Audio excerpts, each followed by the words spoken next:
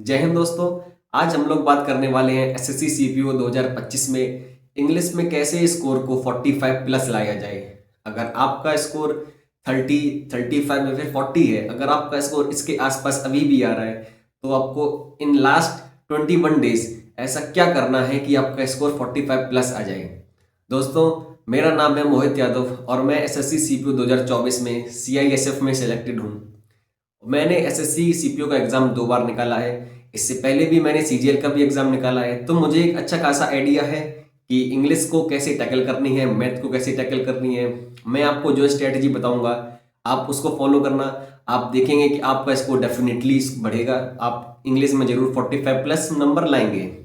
तो चलिए दोस्तों, वीडियो को शुरू करते हैं। इससे पहले मैं आपको बता दूं कि दोस्तों, अब हमारे पास ज़्यादा टाइम नहीं है सीपीयू 2025 के लिए, क्योंकि अगर हम लोग मान के चलते हैं कि सीपीयू का एग्जाम अगर अभी से 21 दिन बाद होता है, यानी कि दिसंबर स्टार्टिंग में एग्जाम आपको कंडक्ट कर लिया जाएगा एसएससी के हिसाब से, तो हम लोगों को ये बिल्कुल नहीं मानना है, क्योंकि अगर उन्होंने कर दिया तो फिर हम लोगों के लिए एक सरप्राइज हो जाएगा जिसके लिए हम लोग प्रिपेयर नहीं है।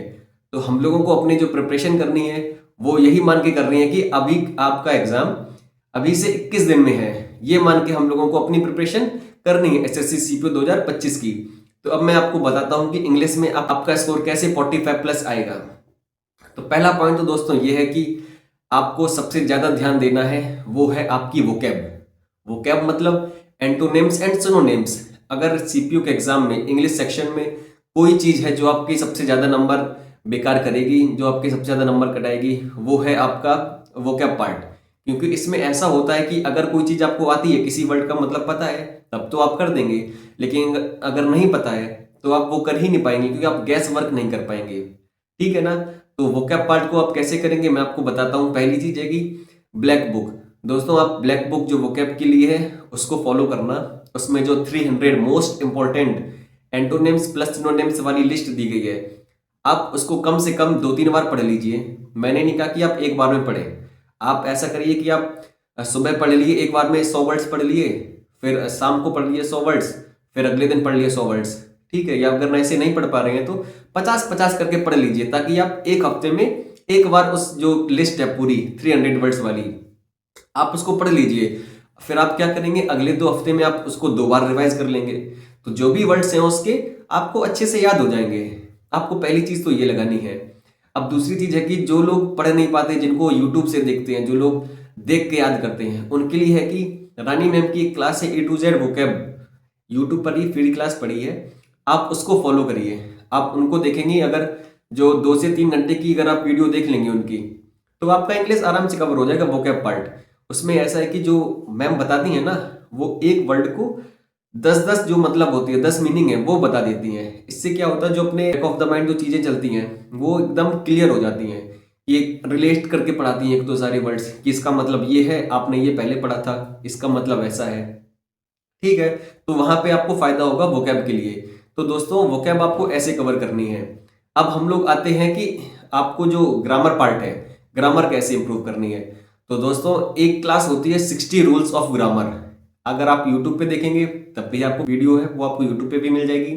रानी मैम ने भी कराई है, और एक और है सीडीएस जर्नी करके अनुराग भैया, उन्होंने भी इसके बारे में बताया है, इस क्लास के बारे में। काफी क्लास है, लगभग 4 से 5 घंटे की। अगर आप देखेंगे तो आप 2x पे अगर देखेंगे तो जनरली खत्म हो जाएगी 3 घंटे में। तो मैं आपको सजेशन दूंगा कि आप इस क्लास को देखिए। इससे क्या होगा, जो आपके एरर्स के क्वेश्चन है, एरर और फिल इन दी ब्लैंक्स, आप इनके क्वेश्चन आराम से टैकल कर लेंगे। और इसमें कुछ है ही नहीं इंग्लिश के पेपर में। तो उसके बाद अपना नंबर आता है प्रीपोजिशन पर। प्रीपोजिशन की क्लास हम लोगों को और देखनी है। प्रीपोजिशन इसलिए इंपॉर्टेंट है क्योंकि इससे जो रिलेटेड एरर्स आती हैं वो आपकी एरर्स में भी आता है, प्लस जो फिल इन दी ब्लैंक्स होते हैं, फिल इन दी ब्लैंक्स में भी ये काफी सारे क्वेश्चंस पूछे जाते हैं। तो इसलिए आपको एक प्रीपोजिशन पे क्लास करनी है। अब आप प्रैक्टिस कहाँ से करेंगे, तो दोस्तों पहली चीज तो ये है कि एक बुक आती है एमबी बुक्स पब्लिकेशन, शायद आपने नाम भी सुना होगा, एसएससी की होती है एमबी बुक्स पब्लिकेशन, जिसमें प्रीवियस ईयर क्वेश्चन दिए रहते हैं। उसमें काफी सारे क्वेश्चन है, हजारों क्वेश्चन है। आप उन क्वेश्चन को लगाइए, आप प्रैक्टिस करिए। अगर आपने जैसे आज वोकैब पढ़ी है तो आप वोकैब वाला पार्ट खोल लीजिए, उसके 10 या 20 क्वेश्चंस लगा लीजिए। अगर आपने आज एरर सीखी है, एरर की क्लास करी, तो आप एरर के लगभग 50 क्वेश्चंस लगा लीजिए। इससे क्या है, आप में कॉन्फिडेंस आएगा कि हाँ भाई, ये क्वेश्चन मैं कर सकता हूँ। इसके बाद दोस्तों हम लोग बात करने वाले हैं कि कॉम्प्रिहेंशन कैसे ध्यान दिया जाए। तो दोस्तों क्योंकि इस बार आपको 30 मिनट पूरे मिलेंगे 50 क्वेश्चंस करने के लिए इंग्लिश में, तो सबसे इंपॉर्टेंट चीज ये रहेगी कि आपको जल्दबाजी नहीं करनी कॉम्प्रिहेंशन में। आप पहले एक बार कॉम्प्रिहेंशन को पूरा अच्छे से पढ़ लेना। उसके बाद क्या होता है, जब हम लोग क्वेश्चन देखेंगे ना, तो हम लोग रिलेट कर लेते हैं कि हाँ भाई ये 5वीं लाइन में दिया गया है इसका आंसर, तो हम लोग डायरेक्ट 5वीं लाइन पे जाते हैं। अगर हम लोग बिना पढ़े, अगर हम लोग कॉम्प्रिहेंशन को नहीं पढ़ेंगे, सीधे क्वेश्चन को अटेम्प्ट करेंगे, तो हम लोग एक बार में देखेंगे कि हाँ भाई ये कहाँ पे है क्वेश्चन, इसका मतलब कहाँ पे दिया गया है। तो इस बार में हम लोग क्या करते हैं, 3-4 बार कॉम्प्रिहेंशन पढ़ लेते हैं जिसका कोई मतलब नहीं है। इससे अच्छा है, मैं यही फॉलो करता था कि एक बार कॉम्प्रिहेंशन पहले पढ़ लिया, तो जो क्वेश्चंस आते थे वो मुझे पता रहते थे कि हाँ भाई इसका मतलब किस लाइन में दिया गया है, तो मैं तुरंत उस लाइन पे जाके आंसर खोज लिया करता था। ये स्ट्रेटजी मैंने अपनाई थी इसके कॉम्प्रिहेंशन के लिए। करना क्या है तो दोस्तों, इडियम्स फ्रेजेस के लिए ब्लैक बुक में again 200 most important idioms phrases हैं, आप उनको याद कर लीजिए अच्छे से। और A to Z idioms phrases वाली क्लास भी पढ़ी है रानी मैम की, आप वो देख लेना, आपका काम उससे चल जाएगा। क्योंकि भाई मेरा जो मेंस में इस बार स्कोर था, मेरा था 174 मार्क्स। तो मैंने कोई ऐसा नहीं कि बहुत 10 या 20 मार्क्स लगाए थे, मैंने सिर्फ 5 मॉक पेपर लगाए थे, वो भी लास्ट के टाइम पे। ठीक है, तो मैंने सिर्फ इन क्लास के भरोसे गया था, मुझे पता था कि यार हो जाएगा। भाई जो इंग्लिश है तो वेरी लिमिटेड, ऐसा तो है नहीं कि अलग से कुछ पूछ लेगा, या TCS ने पेपर कराया तब कुछ और इंग्लिश आएगी, एटीक्यूटी कराएगी पेपर तो कुछ और इंग्लिश आएगी। इंग्लिश तो सेम है सभी के लिए, इडियम्स फ्रेजेस भी वही है, ठीक है ना। तो अब ये बिल्कुल नहीं सोचना, आप जो ब्लैक बुक में दिए गए हैं वर्ड्स, वो क्या दी गई है, इडियम्स फ्रेजेस दिए गए हैं, आप उनको पढ़ लेना। वन वर्ड सब्सटीट्यूशन के लिए दोस्तों अगेन ब्लैक बुक है, या फिर आपकी जो क्लास A to Z वो वर्ड सब्सटीट्यूशन की, आप वो पढ़ लेना। बट जो मैं पर्सनली रिकमेंड करूंगा आपको वो है ब्लैक बुक से आप पढ़ना, कम वोकैब दी गई है, अच्छे से आप कवर कर लोगे। अगर आपने 3-4 बार भी रिवीजन कर दिया दोस्त, तो आप विश्वास मानिए आपका जो स्कोर है 45 प्लस आएगा। अगर आपने और अच्छे से पढ़ लिया या प्रैक्टिस कर ली, आपका स्कोर 48 आएगा इंग्लिश में बड़े आराम से, क्योंकि मेरे खुद आए हैं भाई, इसीलिए मैं आपको बता रहा हूँ। ठीक है, आप इन चीजों का ध्यान रखना। और मॉक आप कब लगेंगे, मॉक आप डेली नहीं लगाना है आपको इंग्लिश का मॉक, आप मॉक लगाना हर 4 से 5 दिन बाद।